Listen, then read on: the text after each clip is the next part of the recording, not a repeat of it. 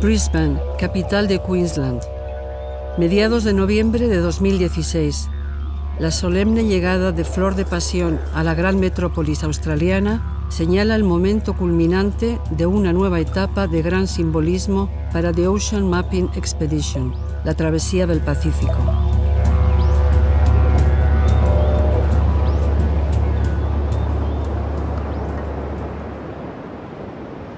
Los hombres y mujeres que han ido sucediéndose a bordo del velero desde que este zarpó de Sevilla en abril de 2015 acaban de dar media vuelta al mundo siguiendo la estela de Magallanes.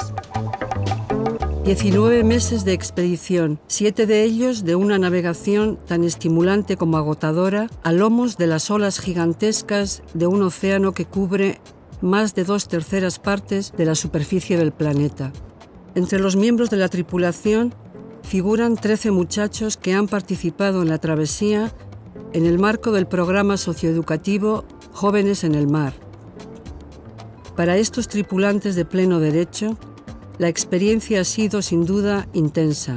Se les ha brindado la ocasión de forjarse unos nuevos horizontes, dando lo mejor de sí frente al mar, frente a los demás y frente a sí mismos. Han sido, además, testigos de excepción de los retos medioambientales que constituyen la razón de la expedición. A lo largo de 7.000 millas náuticas, The Ocean Mapping Expedition ha proseguido con su búsqueda metafórica de las especias de nuestros días en pos de la estela del célebre navegante portugués. Pero no solo metafórica. 500 años después de la primera vuelta al mundo, la expedición continúa cartografiando el impacto humano sobre los océanos en dos ámbitos específicos: la polución sonora y la contaminación por microplásticos. Para comprender mejor el camino recorrido, regresamos a Barcelona, a la sede del Laboratorio de Aplicaciones Bioacústicas de la Universidad Politécnica de Cataluña, socio de la expedición en el marco del programa 20.000 sonidos bajo el mar. El biólogo e ingeniero Michel André comparte con nosotros los primeros frutos sonoros recogidos por la expedición en las aguas del Pacífico. Eh bien, nous voyons ici à l'écran le parcours de Fleur de Passion. Nous avons pu, grâce au son enregistré, créer une espèce de carte de densité acoustique en rapport avec les espèces que nous avons rencontrées. Et cette carte, nous la voyons maintenant à l'écran, et ça va nous permettre de calibrer la carte acoustique de la région. Donc on va construire, avec le passage de tous les bateaux que nous avons rencontrés, la carte acoustique, le niveau de bruit de cette région inconnue jusqu'à maintenant au niveau sonore, au niveau de la pollution sonore. Et donc on va pouvoir maintenant accéder à ces sons que nous avons enregistrés. Alors sur cet écran là ici, vous pouvez voir un spectrogramme. Alors un spectrogramme, c'est en fait une image, c'est une représentation en 3 dimensions, comme une partition qu'un musicien de la mer serait capable de lire. Alors ce sont des dauphins que l'on a captés en plein milieu du Pacifique.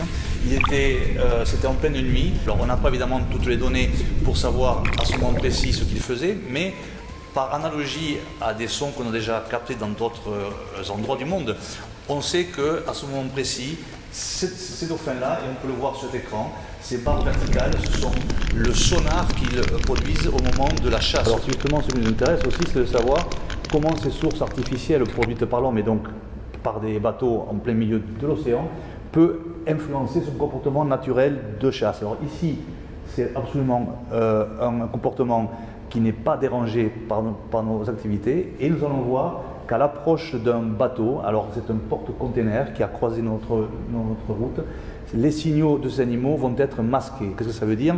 Ça veut dire qu'ils vont être recouverts par le bruit de ce bateau, nous n'allons plus pouvoir les discerner, et eux, sur place, ne vont plus pouvoir chasser.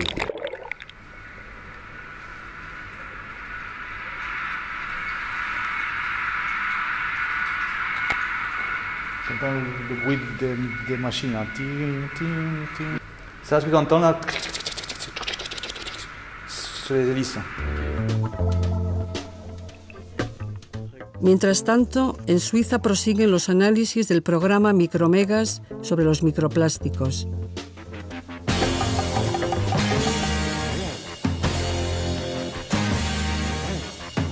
En el Laboratorio Central de Medio Ambiente de la Escuela Politécnica Federal de Lausana, Los biólogos de la asociación Ocean Eye analizan las partículas de plástico contenidas en las 87 muestras de agua de superficie recogidas por la tripulación desde que zarpó de Sevilla, 49 de ellas durante la travesía del Pacífico. En esta zona poco transitada del Pacífico Sur, la expedición ha podido confirmar la existencia de una sopa tóxica, una de esas enormes concentraciones de desechos plásticos generadas por las corrientes que hasta ahora eran solo una hipótesis. Alors oui, on va rentrer dans le vif du sujet donc en regardant un petit peu ces échantillons qui nous sont parvenus. Donc, premièrement des canaux de Patagonie chilienne, puis par la suite de cette fameuse zone d'accumulation, en tout cas prédite, qui a été décrite une seule fois en 2013 jusqu'à présent. Donc ici on a un exemple typique de ce qu'on trouve dans les canaux de Patagonie chilienne. Donc qu'est-ce qu'on voit? On voit beaucoup de matière organique, des œufs de poisson, des algues, des feuilles, vu qu'on est quand même proche de la végétation, et quasiment une absence de plastique, que ce soit des morceaux tout petits ou des morceaux plus grands, de l'ordre du millimètre. Par contre, ça contraste complètement avec ce qu'on peut observer quand on passe dans cette zone de convergence des courants, donc ce gire de l'Atlantique, du Pacifique Sud, pardon. Et donc là, on se situe au niveau du mois de mai 2016. Et là, on voit tout ce qui flotte, qui est de couleur blanche, verte, bleue, noire, etc. C'est donc une abondance de microplastiques, des concentrations extrêmement élevées. Je rappelle que là, on est dans une zone à plusieurs centaines de kilomètres de la moindre ville ou moindre habitation. J'ai rarement vu dans un échantillon, ou plus ou moins jamais vu autant, même en Méditerranée, qui est une mer assez chargée. Donc on est clairement dans une zone de concentration très forte, avec des quantités absolument énormes. Donc là, pour vous dire, ça correspond à peu près à la surface de 2000 m² d'un jardin, d'un grand jardin. Donc c'est énorme et c'est loin de tout. Donc on est dans un monde de plastique loin des regards. Regresamos a bordo del Flor de Pasión. Desde Chile a Australia, a lo largo de 2016, 3 nuevos dibujantes se han ido alternando para cartografiar a su modo el mundo de hoy a la luz del de la época de Magallanes. En total han sido 7 los dibujantes e ilustradores que han viajado a bordo. A Isabel Pralón le ha tocado hacer los honores a la Polinesia. En las islas australes, en el transcurso de la navegación o en las escalas, la dibujante se ha dejado seducir por la belleza de aquellos lugares. Dans un premier temps, quand on m'a proposé de partir sur le bateau pour faire un carnet de voyage dessiné, j'ai d'abord refusé parce que j'ai très peur de l'eau, j'ai super peur des bateaux et je ne dois pas tellement aller au soleil. Donc voilà, ça a été mon premier réflexe. Et puis après, je suis allée voir sur le site et j'ai vu qu'ils allaient en Polynésie.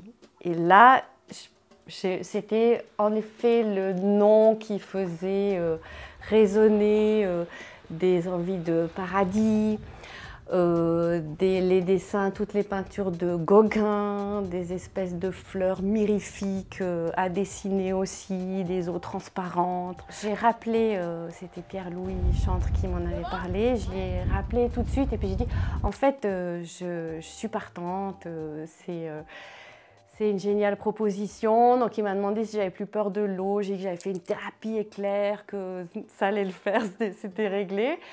Mais c'est vraiment cette envie de Polynésie et puis d'Océanie, de partir de l'autre côté du monde.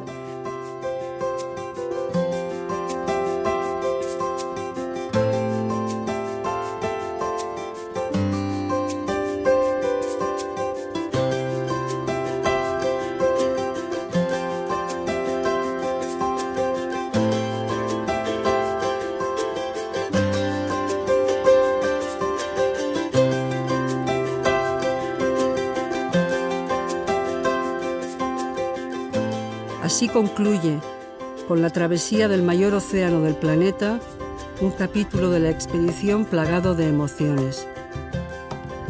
Otro dará comienzo enseguida. En él veremos cómo el Flor de Pasión se hace de nuevo a la mar a principios de 2017 para bordear la Gran Barrera de Coral y retomar su cartografía en una región del mundo que se enfrenta a unos retos medioambientales considerables. Pero este será el tema de un próximo capítulo al que todo el equipo de la expedición os invita desde ya.